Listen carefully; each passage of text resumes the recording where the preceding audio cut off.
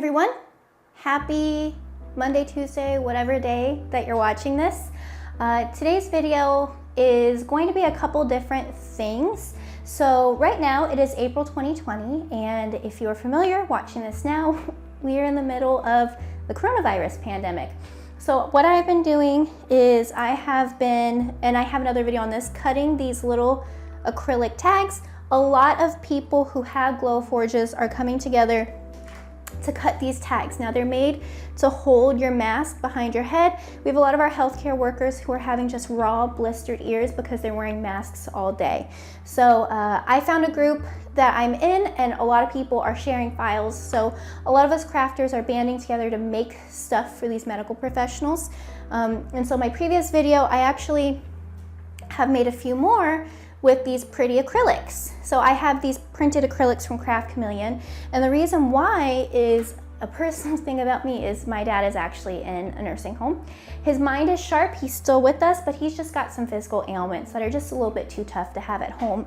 And so we have medical professionals who are entrusted to take care of him and everyone, like a bunch of other family members, and we can't go see him right now. And as sad as it is, we are trusting the people who are taking care of him, keeping him safe.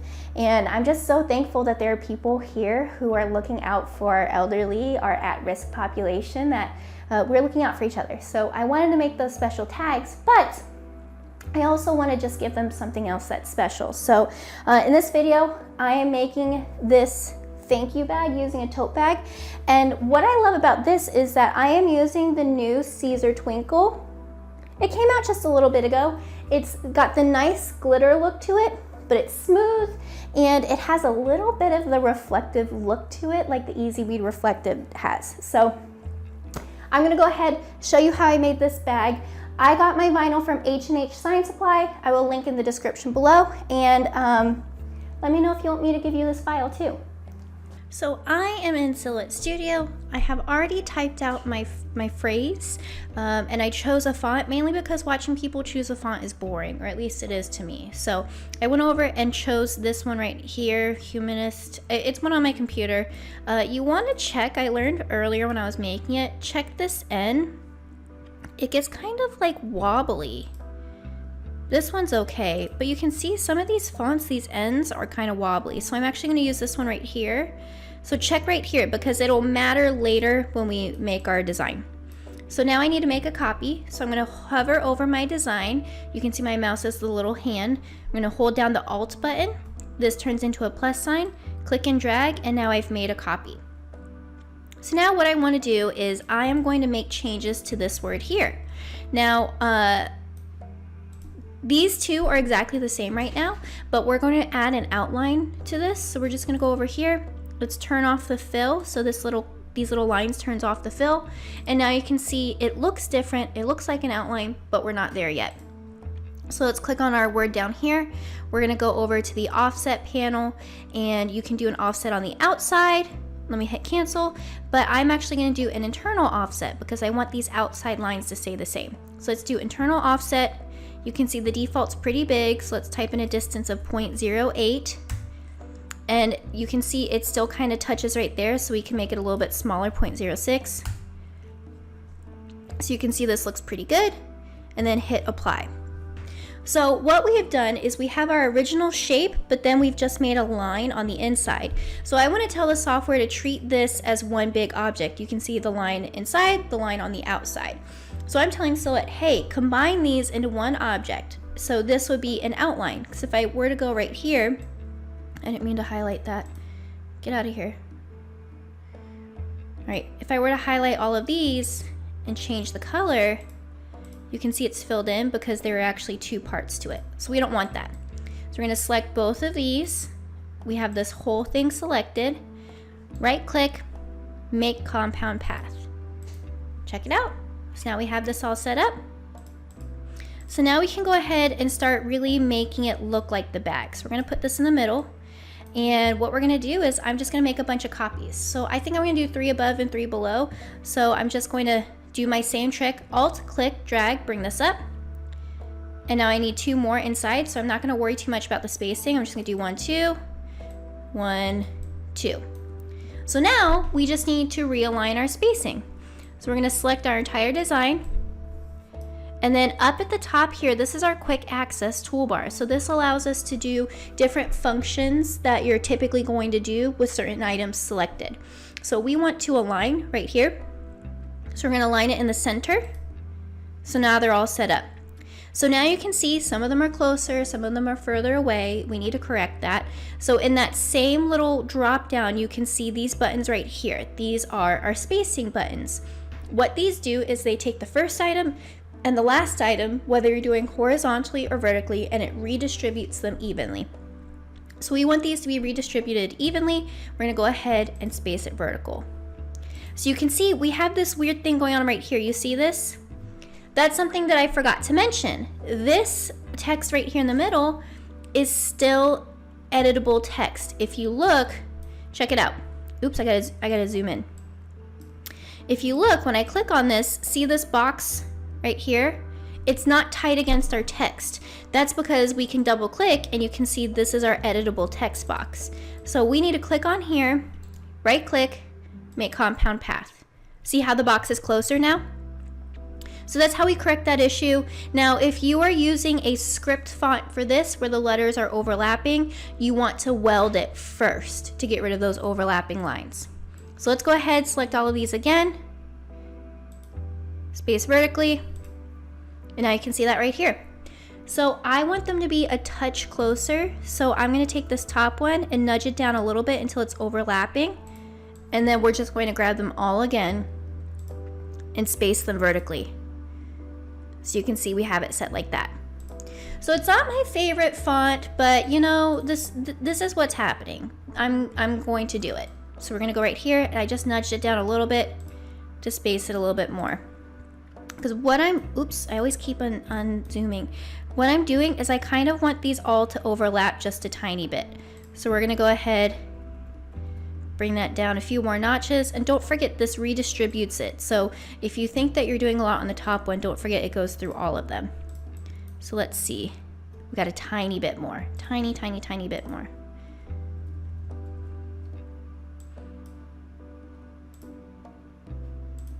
All right, so now we have some overlapping lines, I hope.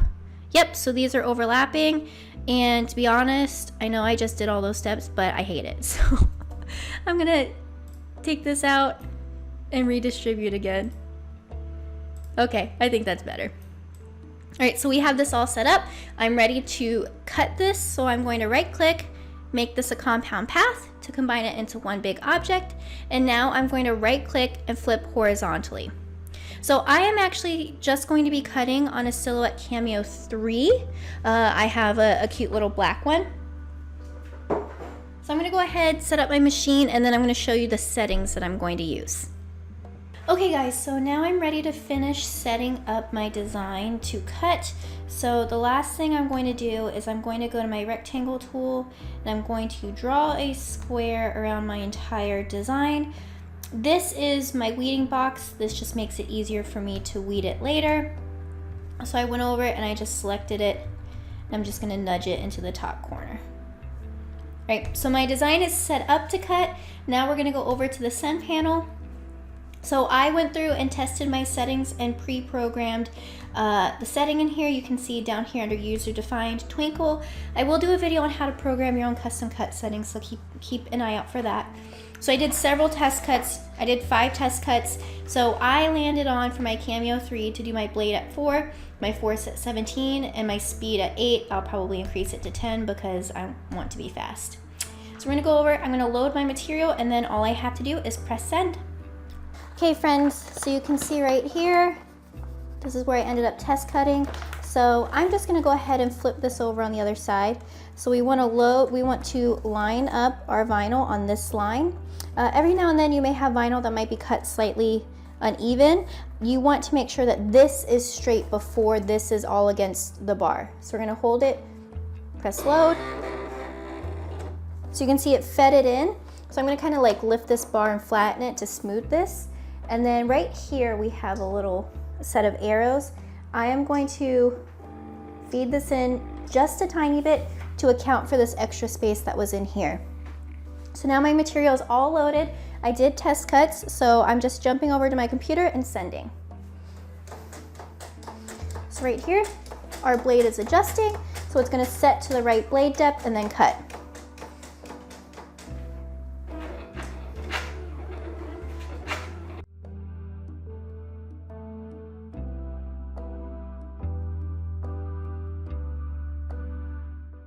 Okay friends, we're all done here. Let's unload.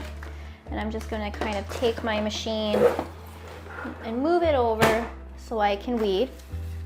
So we have our design here. I'm just gonna grab the corner of my weed box.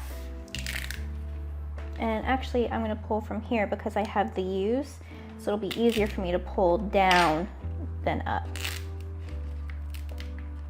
So we do have a little bit of snagging here, so it looks like I could have adjusted my cut settings a tiny bit more. This material, Siser Twinkle, is very interesting. It's almost thick, but it's really smooth. So it feels, thickness-wise, a lot like what our glitter feels like, but it's slick. So, you know, I know a lot of us are kind of getting used to using it, but so far so good. It looks like I just had that one little corner that gave me trouble, but overall not too bad.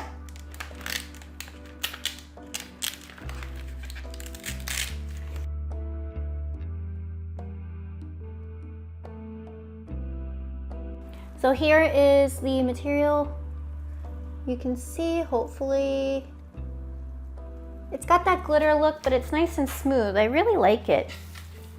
Right, so now we're just gonna work on weeding out the inside sections.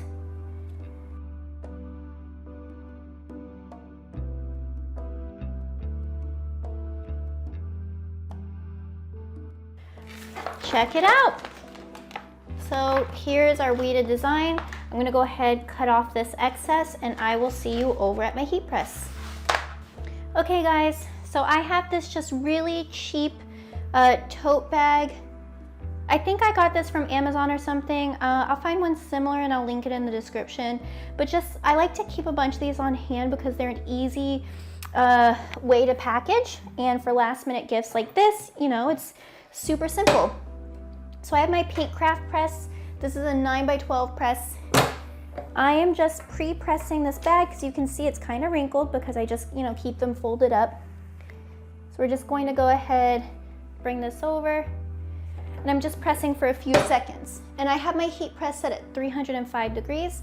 That is what I will be pressing my design at. Okay, so we're just gonna use this little side area to line up. It's still a tiny bit wrinkled, but I'm fine with that. So I'm gonna lay this right here. I'm looking at the straps for guidance. And then don't forget, when things go in bags, it'll move to the side, you know, it'll be fine. So we have this set right here. And it won't fit entirely on our press because my design is a little bit wider. So we're gonna go over, and I'm gonna have it kind of hang off right here. So I'm just gonna do a couple seconds just so I can get it to stick. Then I'm gonna go do the other side and then complete again. Now, if you do have a larger press, you know, this isn't really an issue. But since I'm working with my craft press, I'm just gonna go ahead and kind of move it like that. And the reason why I use my craft press is because it's really light, it's easy to use, it doesn't take up a lot of space. And to be honest, when you have big designs, a lot of times you're just gonna have to do multiple presses anyway, so I'm not concerned. So let's go ahead, 305 degrees. Just gonna do 8 more seconds on this, and then I'll do the other side as well. Also, before you come at me, I didn't use a cover sheet because I forgot. So probably should use a cover sheet. I didn't.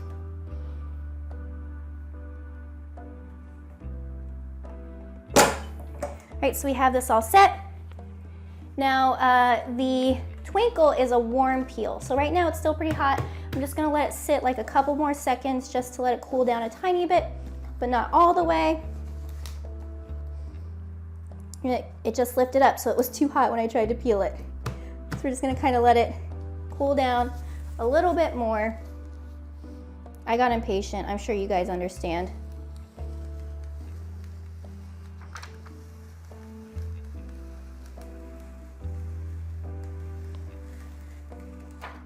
Boom, boom. All right, there you go.